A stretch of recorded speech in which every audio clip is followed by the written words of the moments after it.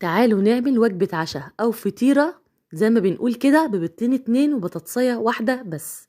زي ما انتوا شايفين الفطيرة شكلها يشهي وفعلا طعمها حلو جدا ومغذية، واللي أحلى من كده إنها سهلة التحضير وفي وقت قليل جدا هتحضريها لأولادك. مستنية ايه؟ انزلي اضغطي لايك واشتركي في القناة وفعلي زر الجرس على الكل عشان تتفرجي على كل الفيديوهات. يلا بينا بقى نسمي الله ونشوف الفطيرة الهايلة الحلوة جدا دي. طبعا دي بتناسب الناس النباتيين يا جماعة. هنعمل منها سندوتشات كمان للمدرسة وهتبقى حلوة جدا في اللانش بوكس.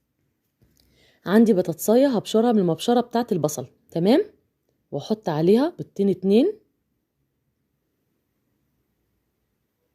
طبعا انا مش واخده بالي ان الطبق مش معدول في الكادر، بس هعدلهولكوا دلوقتي. هحط حوالي ربع معلقة بالبيكنج باودر، تمام، يبقى بطاطساية مبشورة و2 بيض وربع معلقة بيكنج باودر. هحط بقى الملح والفلفل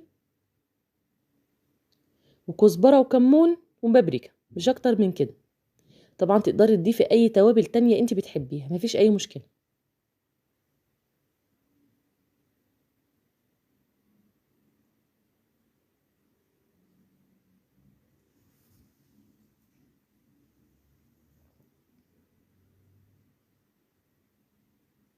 هظبط لكم كده الطبق عشان مش باين.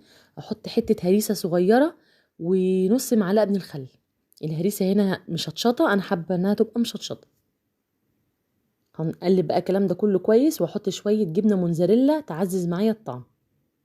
هقلب بقى الحاجات دي كويس جدا واحط عليها 3 معالق من الدقيق، تمام. عندي بقى كده طاسة على النار، حاطه فيها كده ايه حوالي مكعبين 3 زبدة علشان يسيحوا. وبعد ما اقلب الكلام ده كله كويس جدا ببعض، تعالوا بينا كده نروح عند البوتاجاز. يلا بينا. زي ما انتوا شايفين كده الزبدة بقى ساحت. هنزل بقى بالخليط بتاعي